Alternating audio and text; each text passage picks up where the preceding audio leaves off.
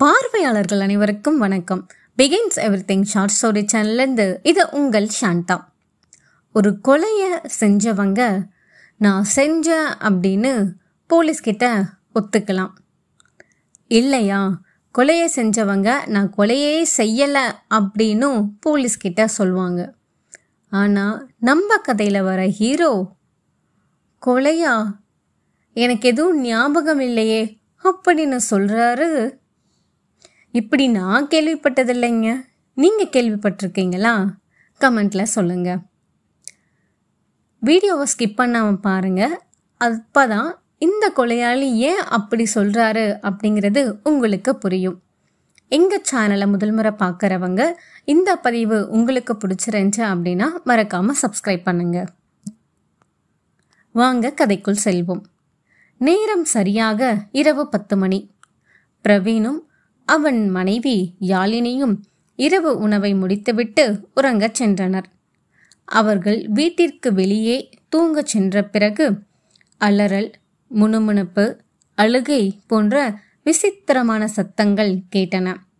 தன் வீட்டிற்கு வெளியே ஏதோ ஒரு அசம்பாவிதம் நடப்பதை பிரவீன் உணர்ந்தான். அவர் தனது வீட்டை விட்டு வெளியே வந்து தனது வேலி வழியாக பார்த்தான் பிரவீன். அப்போது பக்கத்து வீட்டு முற்றத்தில் பெண் ஒருவர் படுத்திருப்பதை கண்டார். இருட்டாக இருந்ததால் யார் என்று பார்க்க முடியவில்லை. யாரோ குடித்து விட்டு படுத்திருப்பார்கள் என்று நினைத்தான் பிரவீன். இந்நிலையில் பக்கத்து வீட்டுக்காரரான சச்சின் மட்டும் வீட்டிலிருந்து வெளியே வந்தபோது அங்கு சச்சின் மனைவி வர்ஷினி படுத்திருப்பது பிரவீனுக்கு தெரிய வந்தது. இப்போது சச்சின் மனைவியை பிடித்து நீச்சல் குளத்தில் தள்ளினார். இதை பார்த்த பிரவீன் சச்சின் தன்னை நினைவுபடுத்த முயற்சிப்பதாகவே நினைத்தான். ஆனால் சச்சின் அவளை எழுப்ப முயற்சிக்கவில்லை என்பது நன்றாக தெரிய வந்தது. அதற்கு மாறாக அவளை கொல்லத்தான் கழுத்தை பிடித்து நீரில் மூழ்கடித்திருக்கிறான் என்பது பிரவீனுக்கு தெரிய வந்தது.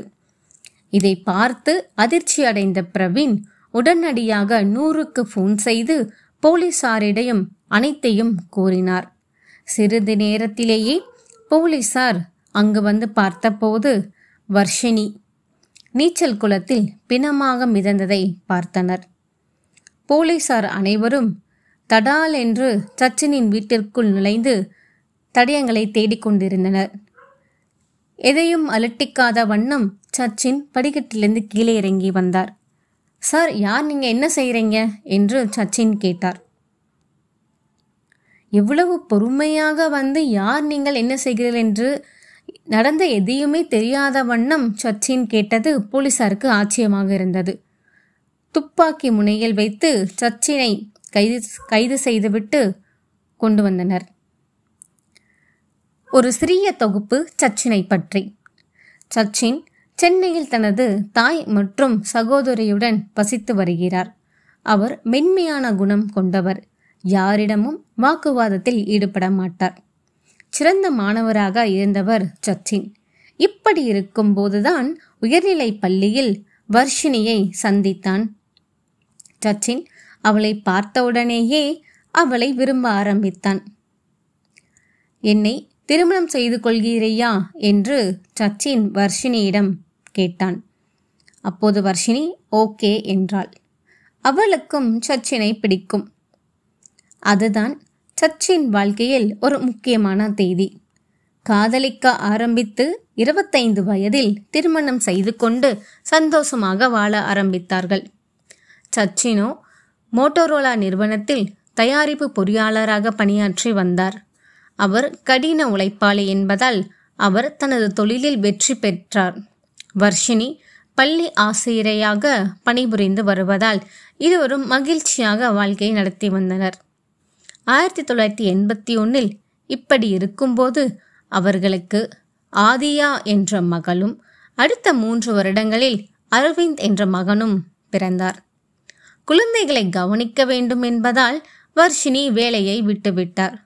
மேலும் சச்சினுக்கு தயாரிப்பு பொறியாளராக இருந்ததிலிருந்து தயாரிப்பு மேலாளராக பதவி உயர்வு கிடைத்தது. பாண்டிச்சேரியில் இருந்து அடையாருக்கு தனது குடும்பத்தை அழைத்துச் சென்றார் சச்சின். அடையாறு அமைதியான நகரம் இருந்ததால், அங்கு குற்றங்கள் குறைந்ததால் போலீசார் அடிக்கடி ரோந்து செல்வதில்லை.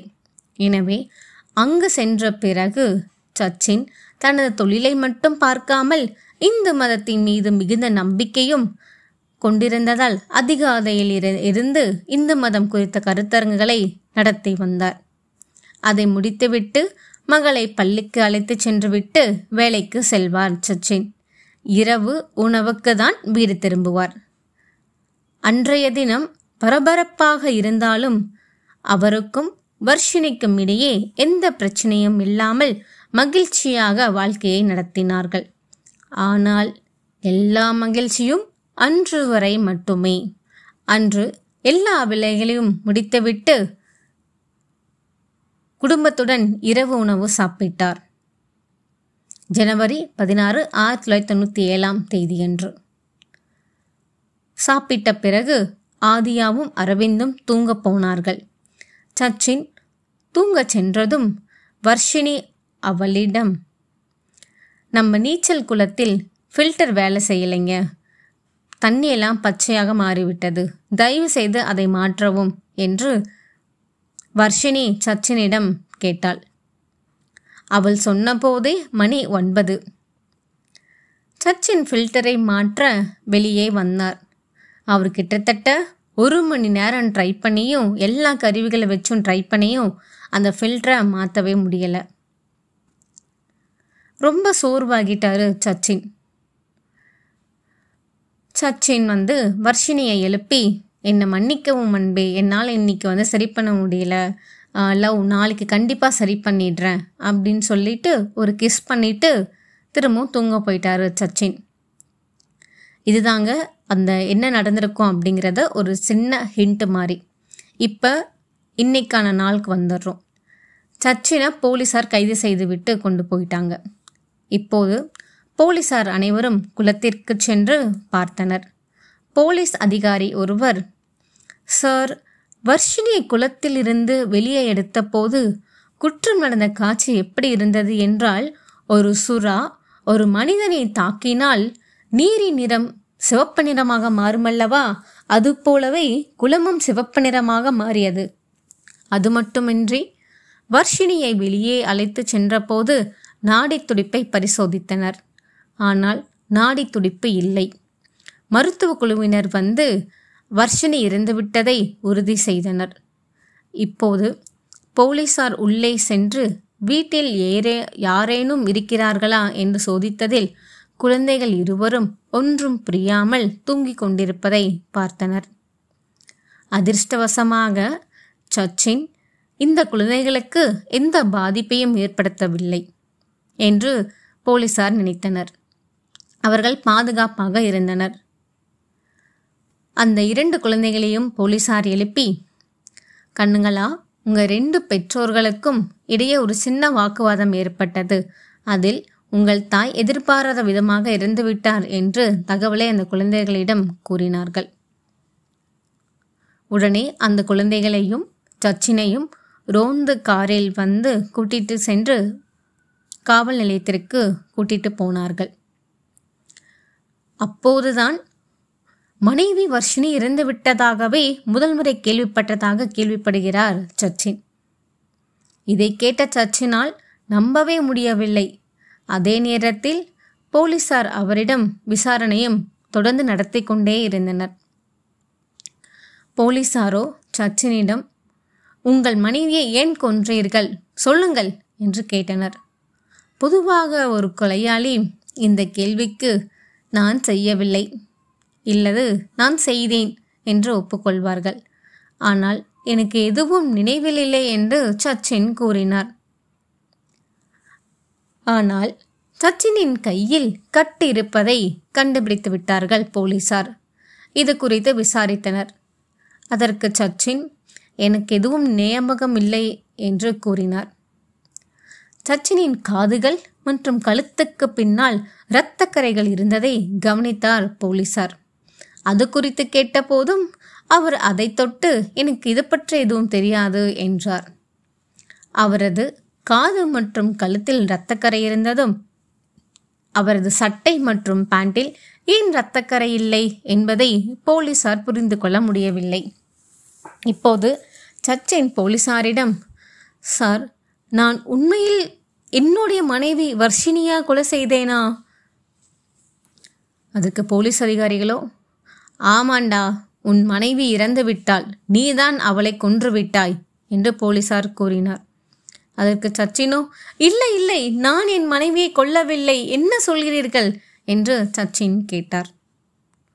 ஆனால் போலீசார், நீ செய்த கொலையை நேரில் கண்ட சாட்சி ஒருவர் இருக்கிறார், நீங்கள் செய்த அனைத்தையும் உங்கள் பக்கத்து வீட்டுக்காரர் பிரவீன் பார்த்திருக்கிறார் என்று போலீசார் கூறினர். பிரவீனை சச்சினுக்கு நன்கு பழக்கம். பிரவீனே இப்படி குற்றம் கூறியிருக்கிறதால் என்றால் இதை நான் பொய் என்று சொல்வதற்கு என் மனம் ஏற்கவில்லை என்று சச்சினை ஒப்புக்கொண்டார். சச்சின் மீது முதல்நிலை கொலை குற்றம் சாட்டப்பட்டது. சம்பவம் நடந்த 2 ஆண்டுகளுக்கு பிறகுதான் இந்த வழக்கு சென்னை உயர்நீதிமன்றத்தில் விசாரணைக்கு வந்தது. சச்சின் குற்றம் நிரூபிக்கப்பட்டால் சச்சினுக்கு மரண தண்டனை விதிக்கப்படும். இப்போது வழக்கு விசாரணை தொடங்கியது. அதில் அனு விஷ்ணு ஒரு வழக்கறிஞர் ஆஜரானார். முதல் கட்ட விசாரணை.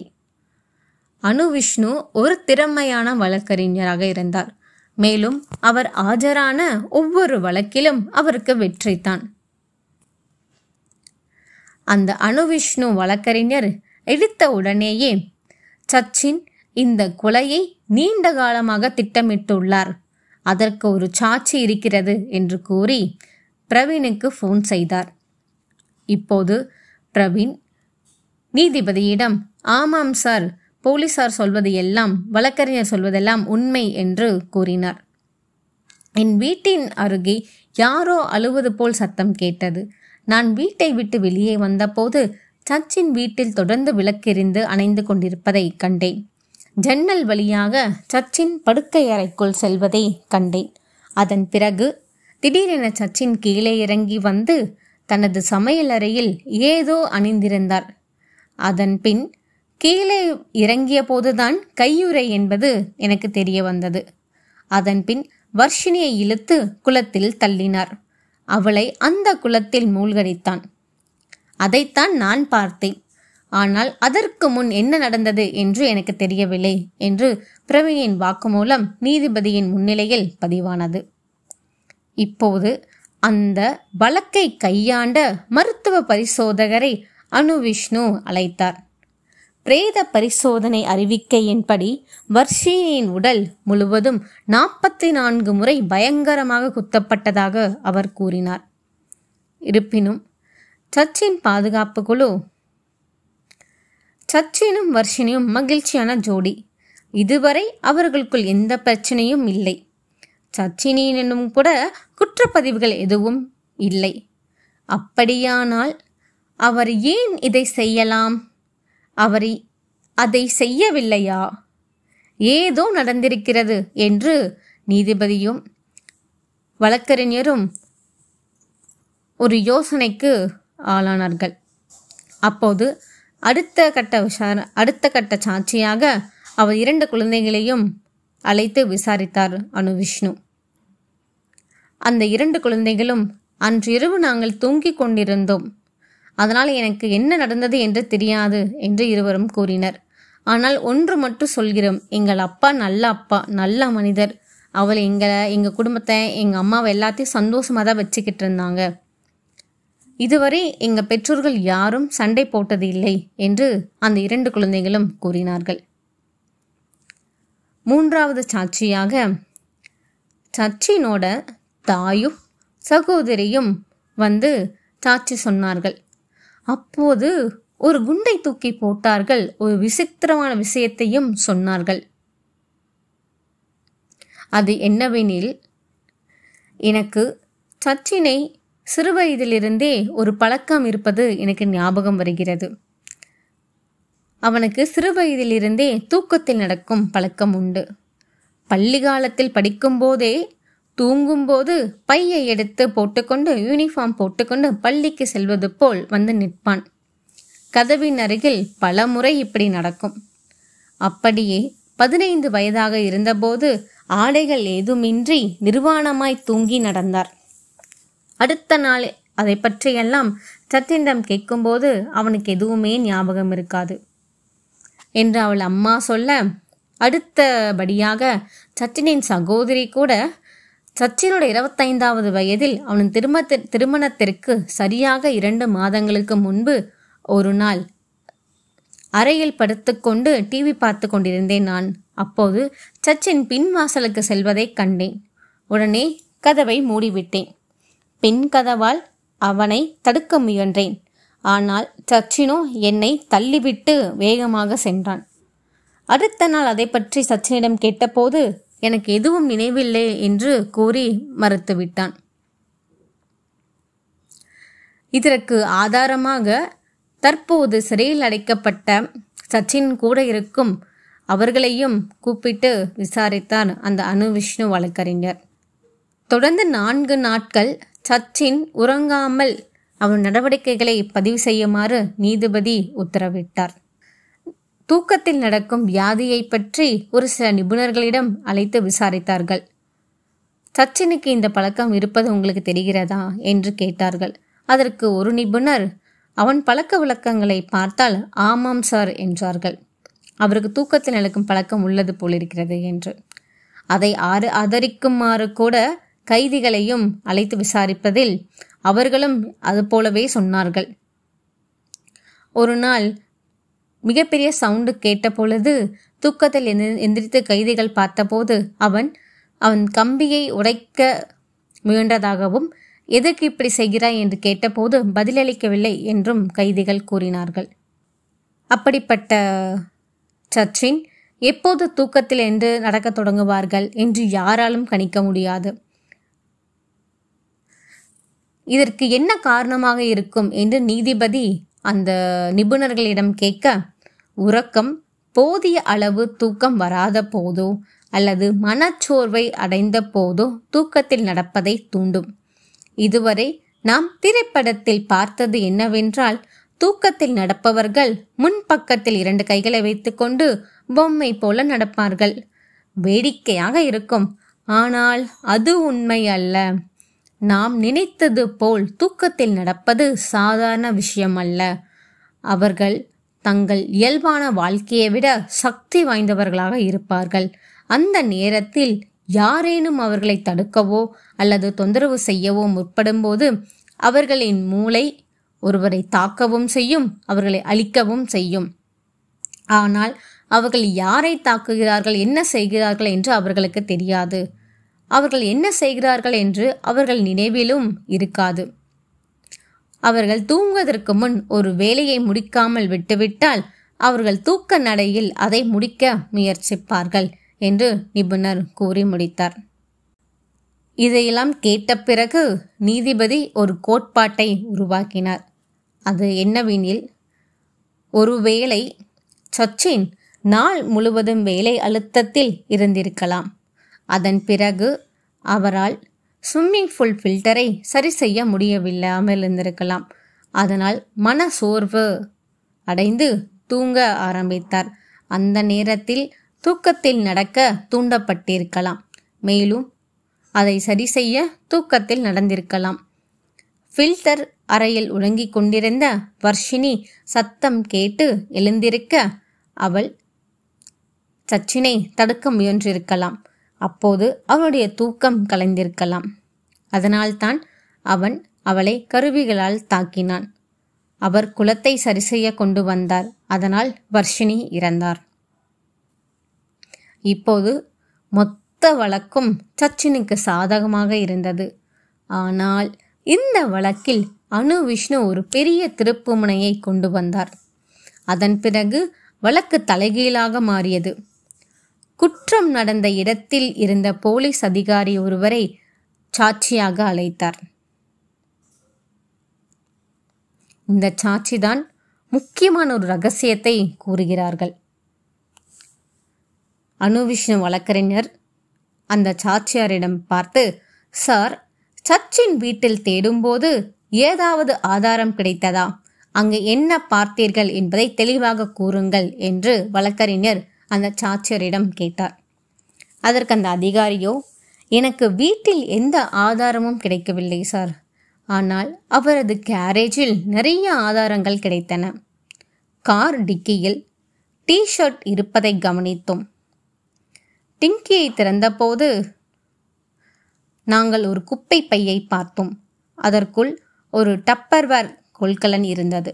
நாங்கள் அதை திறந்தபோது இரத்தக்கரை படிந்த டிஷர்ட் மற்றும் பேண்டை கண்டோம். அதனுடன் இரத்தக்கரை படிந்த வேஷ்டியை கத்தியையும் கண்டோம். இப்போது அனுவிஷ்ணு மற்றொரு தூக்க நடை நிபுணரை அழைத்து வந்துள்ளார். சச்சினுக்கு தூக்கத்தில் நடக்கும் பழக்கம் இருக்கிறதா என்று நிபுணரிடம் கேட்ட நீதிபதி, அதற்கு அந்த நிபுணரோ, இந்த கதை ஃபுல்லாக பார்க்கும் பொழுது தூக்கத்தில் நடக்கும் பழக்கம் இருக்க வாய்ப்பில்லை என்று இந்த நிபுணர் கூறினார். நிபுணர் நம்ப முடியாத ஒன்றை சொன்னார். அதை கேட்டு அனைவரும் அதிர்ச்சி அடைந்தனர். இப்போது அனுவிஷ்ணு வழக்கறிஞர் கூறியதாவது, சச்சின் தூங்கும்போது அவரது மனைவி அவரை தொந்தரவு செய்திருக்கலாம். அதனால் அவர் அந்த மனைவியை தாக்கினார். மேலும் அது தூக்கத்தில் நடப்பதன் மூலம் சாத்தியமாகும். ஆனால் அடுத்தது தூக்கத்தில் நடக்கும்போது வர்ஷினி பாதி உயிருடன் படுத்திருந்தாள். அவளை பிடித்து சச்சின் தண்ணீரில் மூழ்கடித்தார். பக்கத்து வீட்டுக்காரர் பிரவீனும் பார்த்தார். பொதுவாக தூங்கும்போது யாரும் யாரையாவது தானாக முன்வந்து தாக்க மாட்டார்கள். தொந்தரவு ஏற்படும் போதுதான் தாக்குவார்கள். இச்சம்பவத்தில் வர்ஷினி படுத்திருந்தாள். அவனை தொந்தரவு செய்ய வாய்ப்பில்லை. சச்சின் 2 முறை உடை மாற்றி இரத்தக்கரை படைந்த சட்டை பேண்டை நேர்த்தியாக பேக் செய்தான். கொலை நடக்கும்போது கையுறை அணிந்திருந்தான். தூக்கத்தில் நடப்பவர்கள் பொருள்களை வேறிடத்தில் வைத்திருப்பது சகஜம்தான். ஆனால் இந்த விஷயத்தில் அவர் விஷயங்களை மறைக்க முயன்றிருக்கிறார். அதனால் தூக்கத்தில் நடப்பவர்கள் செய்யும் செயல்கள் அல்ல. இதை அடுத்து முன்கூட்டியே திட்டமிட்டு செய்த கொலை என்பது உறுதியாகியுள்ளது என்று அந்த வழக்கறிஞர் கூறி முடிக்கையில், இந்த வழக்கு தற்போது முற்றிலுமாக சச்சினுக்கு எதிர்ப்புறமாக திரும்பியுள்ளது. சச்சின் குற்றவாளி என்பதை நிரூபிக்க ஒரு வலுவான நேரில் கண்ட சாட்சி இருக்கிறார். கொலை ஆயுதமும் இருந்தது. ஆனால் கொலைக்கான நோக்கம் மட்டும் தேவை என்று அனுவிஷ்ணு ஆராய்ந்தார். சிறையில் சச்சினுடன் பேசிய மனநல மருத்துவரிடம் இருந்து ஒரு சில குறிப்புகளை பெற்றார். அதில் சச்சின் ஒரு சிறிய விஷயத்தை சுட்டிக்காட்டியிருக்கிறார். அது என்னவெனில், மன்னிக்க முடியாத பாவம் என்ற வார்த்தையை சச்சின் பயன்படுத்தியிருப்பதாக அனுவிஷ்ணு குறிப்பிட்டார். மன்னிக்க முடியாத பாவம் எனில் மேபி வர்ஷினி மன்னிக்க முடியாத பாவம் செய்துவிட்டால் போலிருக்கிறது. ஒருவேளை அவளுக்கு யாரோ ஒருவருடன் தொடர்பு இருந்திருக்கலாம். சச்சின் அதை ஒரு நாள் கண்டுபிடித்து விடலாம். அதனால் தான் அதை மன்னிக்க முடியாத பாவம் என்று குறிப்பிட்டிருக்கிறானோ என்று கூறி அனுவிஷ்ணு ஆராய்ந்து கொண்டிருந்தார். அதற்கு சச்சின் ஆவேசமாக, இது முழுக்க முழுக்க பொய். என் மனைவியை பற்றி எனக்கு நன்றாக தெரியும். நான் என் மனைவியை தவறாக கொன்றேன். அதை மன்னிக்க முடியாதுதான். அதனால்தான் அப்படி சொன்னேன் என்று சச்சின் கூறினார். 1 வாரம் கழித்து விசாரணையின் கடைசி நாளும் வந்தது. இதுவரை 52 சாட்சிகள் வாக்குமூலம் அளித்துள்ளது. அதோடு மட்டுமல்லாது 180 சாட்சியங்கள் நீதிமன்றத்தில் சமர்ப்பிக்கப்பட்டுள்ளன. நீதிபதி ஜூரியின் கருத்தை கேட்டார். அவர்களும் வாக்களித்தனர். 12 ஜூரி உறுப்பினர்களில் 8 பேர் சச்சினுக்கு எதிராகவும் 4 பேர் சச்சினுக்கு ஆதரவாகவும் இருந்தனர். கடைசியாக சச்சின், நீ சொல்வதுதான். நீ என்ன சொல்ல விரும்புகிறாய் என்று நீதிபதி சச்சினிடம் கேட்டார். அப்போது சச்சினோ, வர்ஷினி தான் சார் எனக்கு எல்லாமே. அவள் எனக்கு சிறந்த தோழி. என் வாழ்க்கை மிகவும் மகிழ்ச்சியாக உள்ளதுக்கு காரணம் என் மனைவி தான். எங்களுக்குள் எந்த பிரச்சனையும் வரவில்லை. நான் அவளை அறிந்தே கொள்ளவில்லை. அவர் மேலும் கூறினார். அன்று நடந்தது எனக்கு எதுவும் நினைவில் இல்லை சார் என்று கூறினார் சச்சின். அதை கேட்டதும் சச்சினுக்கு எதிராக இருந்த சில ஜூரி உறுப்பினர்கள் மனம் மாறி சச்சினுக்கு ஆதரவாக வாக்களித்தனர். இந்த குழப்பத்தை தவிர்க்க வரலாற்றில் முதன்முறையாக குற்றம் நடந்த இடத்தில் உள்ள சாட்சியங்களை பார்க்க நீதிபதிகள் அனுமதி அளித்தனர்.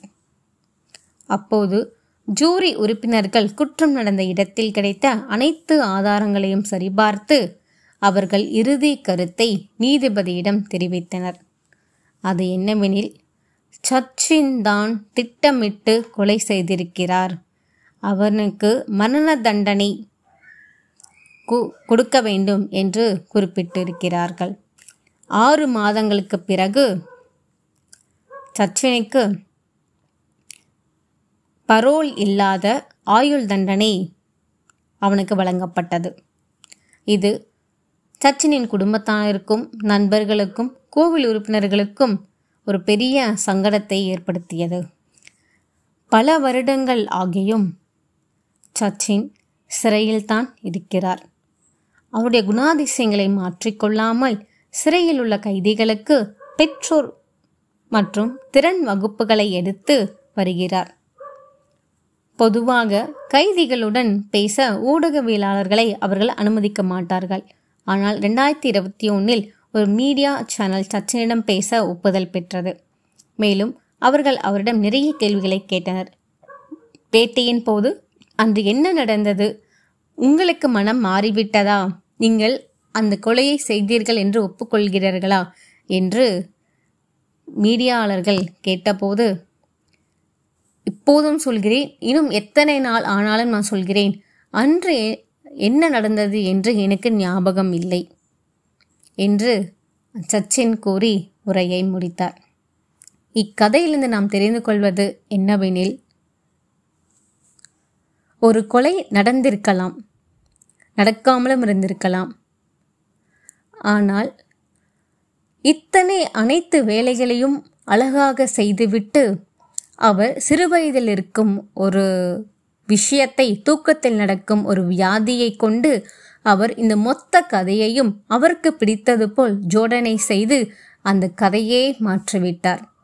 இப்போது அவர் செய்த ஜோடனையால் அவருக்கு மரண தண்டனையிலிருந்து ஆயுள் தண்டனையாக மாறியது.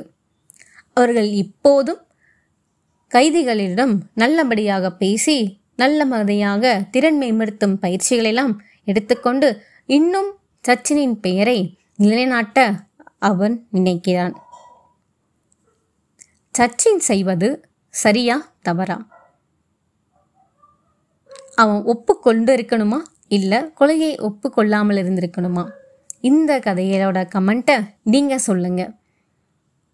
இந்த கதை உங்களுக்கு பிடிச்சிருந்துச்சு அப்படின்னா லைக் பண்ணுங்கள், ஷேர் பண்ணுங்கள், கமெண்ட் பண்ணுங்கள். இந்த மாதிரி நல்ல கதைகள் அடுத்தடுத்து வரணும்னு நினச்சிங்க அப்படின்னா பெல் ஐக்கான் ப்ரெஸ் பண்ணுங்கள். எங்கள் சேனல் உங்களுக்கு பிடிச்சிருந்துச்சு அப்படின்னா மறக்காமல் சப்ஸ்கிரைப் பண்ணுங்கள். அடுத்த ஒரு நல்ல கதையில் உங்களை சந்திக்கும் வரை உங்களிடமிருந்து விடைபெறுவது உங்கள் சாந்தா. நன்றி, வணக்கம்.